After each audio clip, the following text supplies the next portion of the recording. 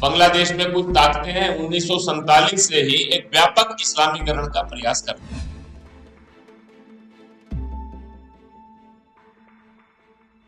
बांग्लादेश के अंदर वहां पर हिंदू समाज के ऊपर अनेक उस कालखंड के अंदर आक्रमण हुए।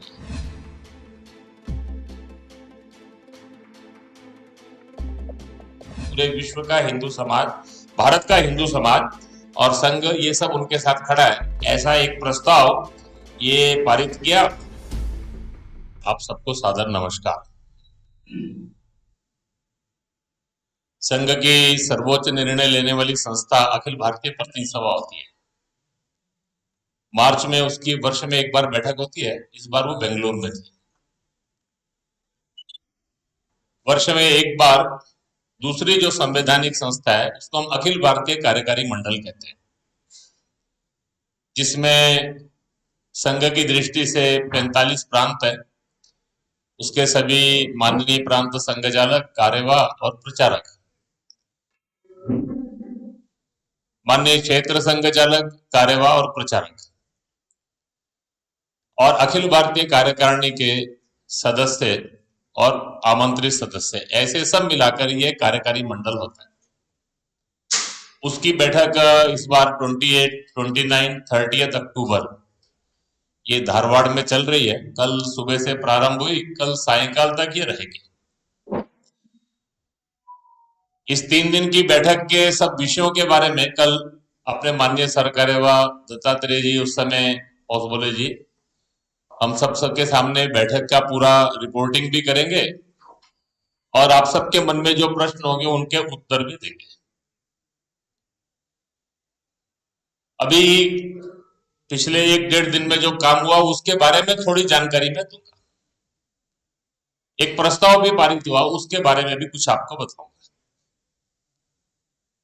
अखिल भारतीय प्रतिनिधि सभा जब प्रारंभ में मार्च में मिलती है तो उस समय पूरे वर्ष भर का हम एक कैलेंडर बनाते हैं कार्यक्रमों का, जिसको हम अपने वर्ष के कार्यक्रमों का पंचांग कहते हैं।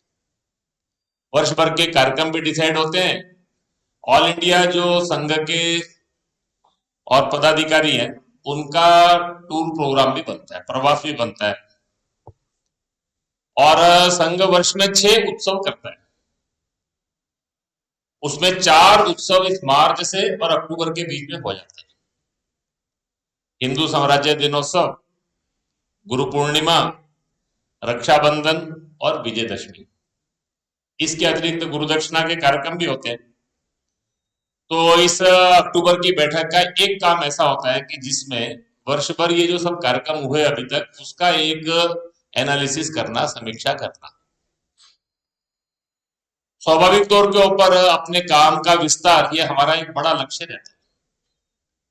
राष्ट्रव्यापी संघ के कार्य का विस्तार हो, इस दिशा में हम आगे बढ़ रहे हैं। और इस बार एक विशेष प्रोग्राम भी पिछले वर्ष हमने किया था, तो उसके फॉलोअप में भी मार्च में कुछ सोचा था हमने। श्री राम जन्मभूमि निधि समर्पण अभियान जब आया था तो राम जन्मभूमि न्यास ने पूरे देश के अंदर एक व्यापक धन संग्रह का निश्चय किया। विश्व हिंदू परिषद, अन्य संगठनों को आह्वान भी किया कि उनका सहयोग करें। संघ ने भी निर्णय किया था कि हम इसमें सहयोग करेंगे।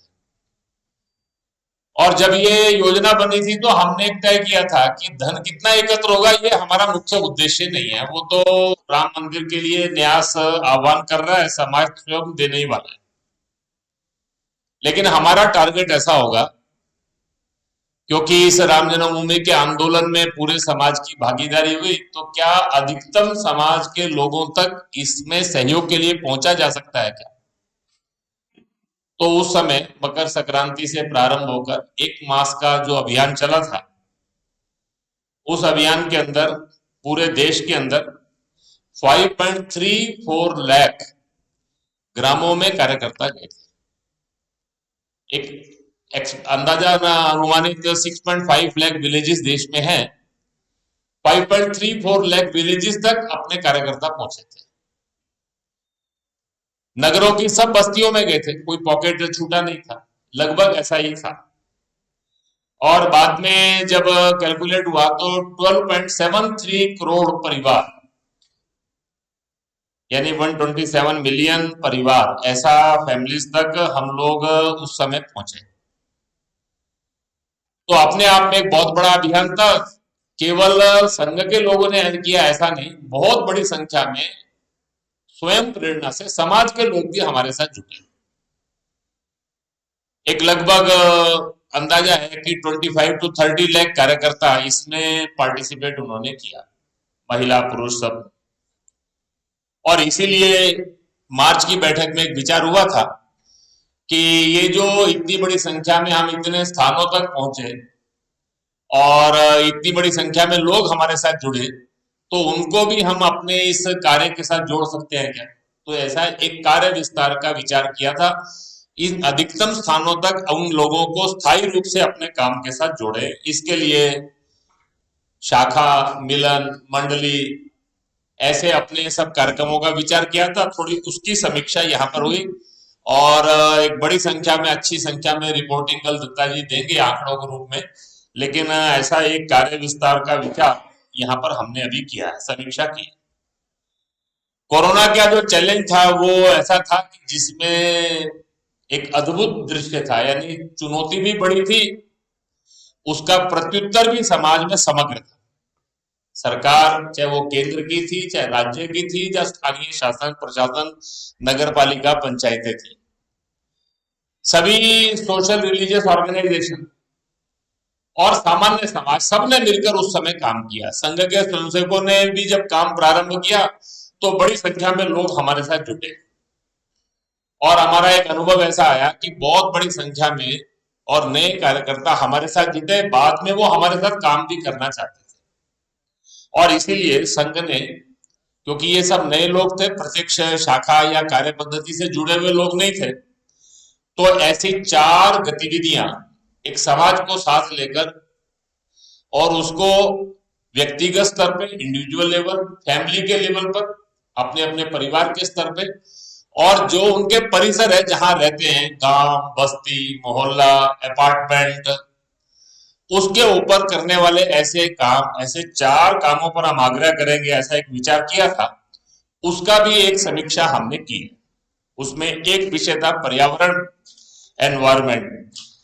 हमने प्लानिंग की कि साल में 3 हिस्से बांटकर वर्ष में एक क्वार्टर जो है, एक समय जल संरक्षण, इसका विचार करना, इसके लिए समाज में काम करना, एक हिस्सा वृक्षारोपण के बारे में विचार करना, और एक स्वच्छता, कचरा प्रबंधन, प्लास्टिक का न्यूनतम उपयोग, और कुल मिलाकर समाज की ये एक गतिविधि बने, ये समाज की एक रिस्पॉन्सिबिलिटी बने, इसको लेकर काम करना। दूसरा, परिवार प्रबोधन। परिवार में परिवार के संस्कार, नई पीढ़ी के संस्कार, परिवारों के आपस के संबंध, ये एक बड़ा संघ ही नहीं, समाज के सब धार्मिक सामाजिक संगठन, जागरूक लोग ये मानते हैं कि भारत की ताकत ये परिवार में थी। हमारे यहाँ यूनिट व्यक्ति नहीं है, परिवार है। वो परिवार जो है, आज के समय में उस व्यवस्थाओं को मजबूत करना, उस फैमिली बॉन्डिंग को मजबूत करना, ये बड़ी आवश्यकता है।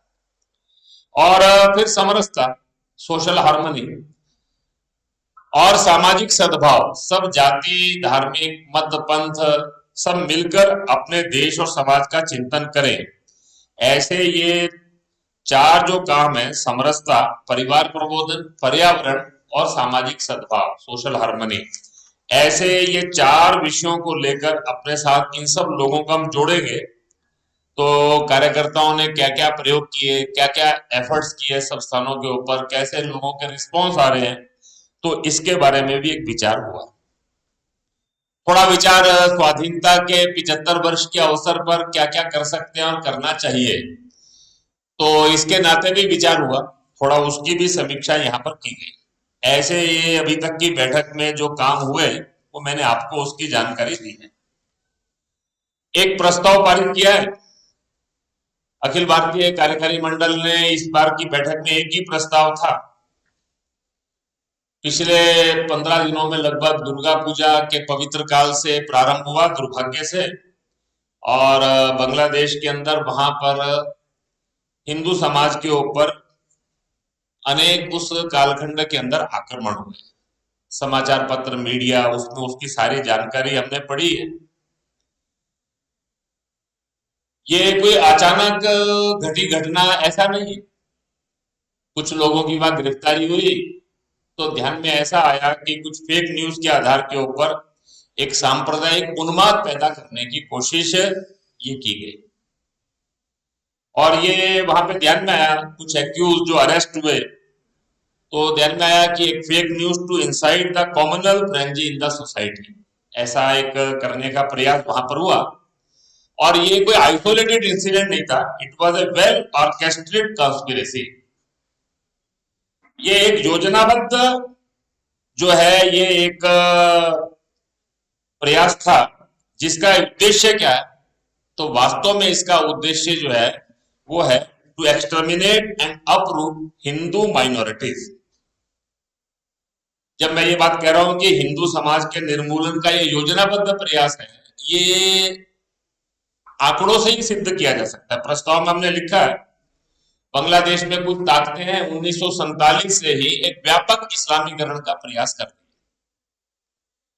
उस समय वो पूर्वी पाकिस्तान था, जमायती इस्लामी बांग्लादेश के नेतृत्व में वो काम शुरू हुआ। 1947 में 28% हिंदूज थे वहां की पॉपुलेशन के अंदर। 2011 में ये अबाउट 8% है। तो ये जो आंकड़ा है ये स्वयं अपने आप में बताता है कि कैसे एक योजनाबद्ध प्रयास वहां पर हिंदू समाज के निर्मूलन का चल रहा है, और ये उसी से जुड़ा हुआ विषय है। ये कोई अलग नहीं है।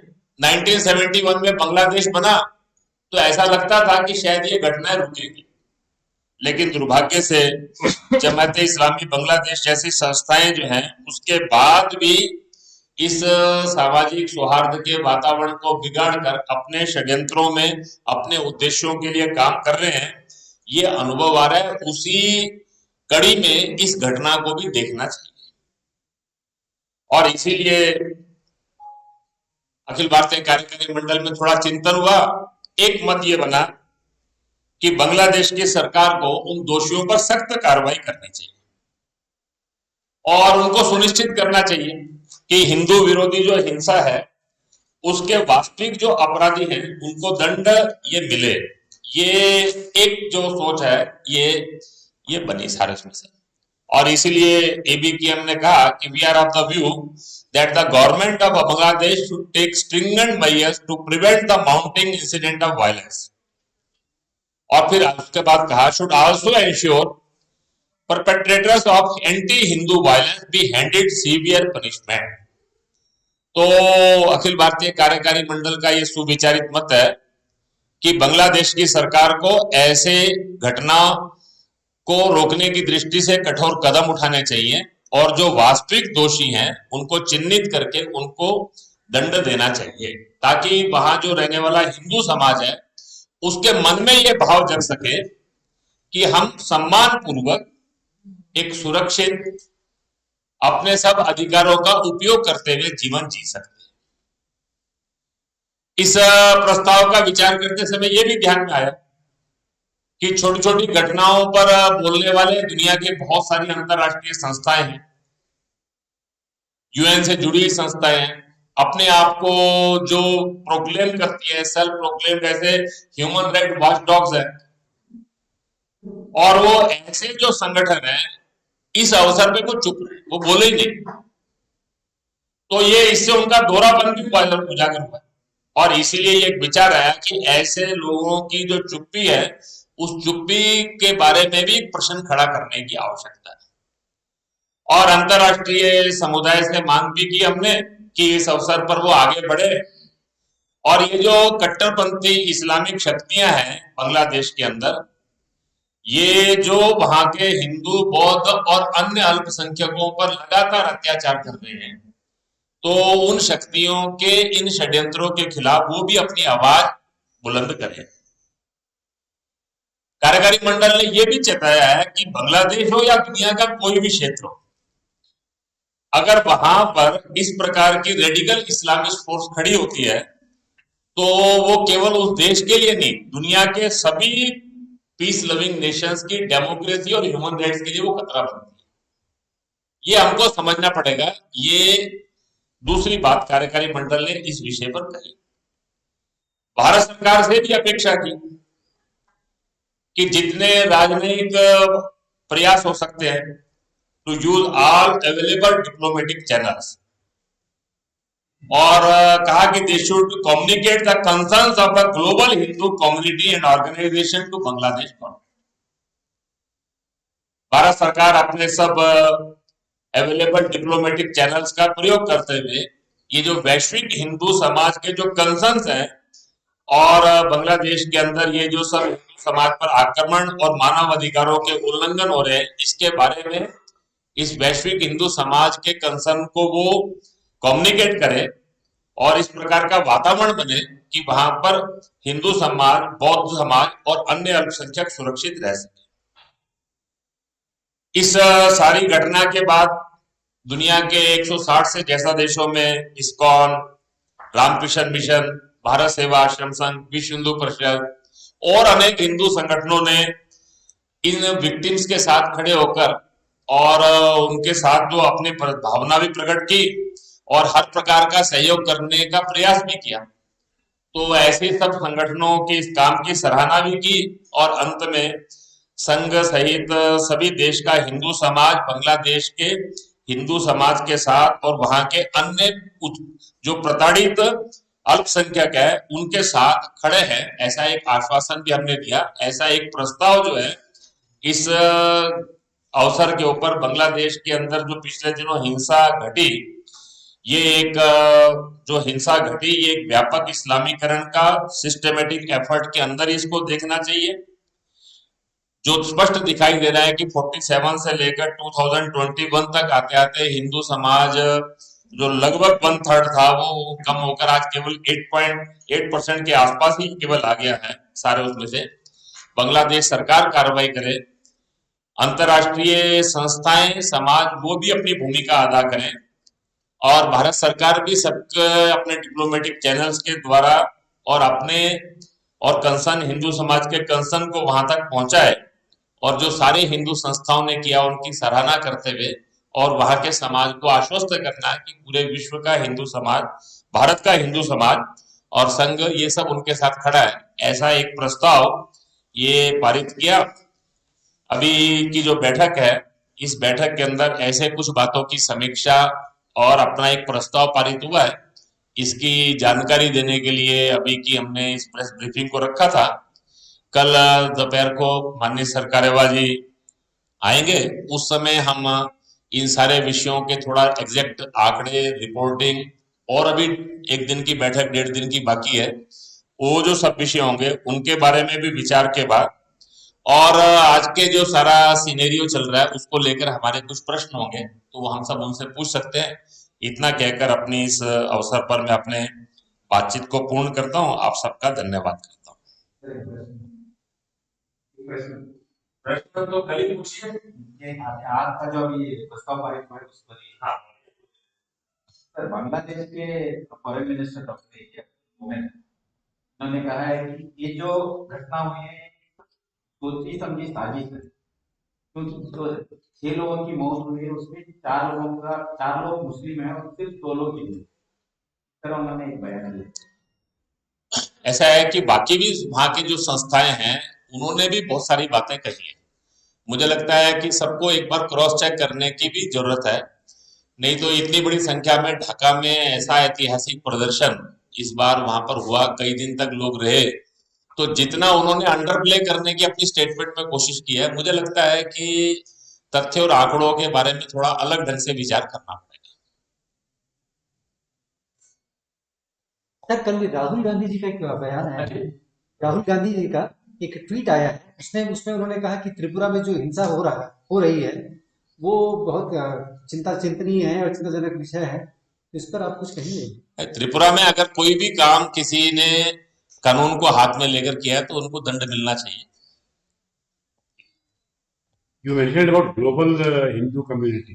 हाँ, Can you please elaborate? Global Hindu community, हाँ वो क्या करना है? नहीं, बेसिकली उन्होंने अपना बांग्लादेश के हाई कमीशन को जाकर जगह जगह अपने कंसर्न्स प्रस्तुत किए और इस सारे अवसर के ऊपर अपना प्रोटेस्ट किया सारे उसमें से। अभी बाकी वहां किसी भी देश में जाकर प्रत्यक्ष सहायता करनी पड़ती है तो उसका कुछ एक पद्धति होती है, वो तो फिर उनकी संस्थाओं के माध्यम से ही करेंगे, वहां के कानून के अंतर्गत वहां के समाज के साथ ही हो सकता है। लेकिन तुरंत उनके साथ खड़े हुए और इस अवसर पर हम उनके साथ हैं, ये भाव जगह, अंतर्राष्ट्रीय थोड़ा प्रेशर बनाने का प्रयास हुआ, मीडिया में एक वातावरण बना जिसके कारण से बांग्लादेश की सरकार को भी थोड़ा और इस तरह का स्टेटमेंट और ये सब देने के लिए उनको आना पड़ रहा है। 15 दिन बाद अगर इस तरह का फॉरेन मिनिस्टर स्टेटमेंट दे रहा है, यानी ये सारी घटना जो प्रारंभ हुई सारे उसमें से शायद 7 या 8 तारीख को शुरू हो गई थी, 8-9 तारीख के आसपास शुरू हो गई थी। आज इतने दिन बाद वो स्टेटमेंट दे रहे हैं और अंडर प्ले कर रहे हैं सारे उसमें से, तो ये उस प्रेशर के कारण ही है। सर ये त्रिपुरा की घटना और बांग्लादेश एक दूसरे से जुड़े हुए हैं ऐसे नहीं, मुझे लगता है कि हर चीज की तुलना उससे करने की आवश्यकता नहीं है, और वॉल्यूम त्रिपुरा का एक आइसोलेटेड इंसिडेंट की बांग्लादेश की ऑर्केस्ट्रेटेड और हिंसा दोनों को कंपेयर करना ये अपने आप में जो है एक प्रश्न चिन्ह है। You suspect the Bangla government's role in this? मुझे लगता है कि अब इस पर ज्यादा कहने के लिए कल दत्ता जी बताएंगे, है ना।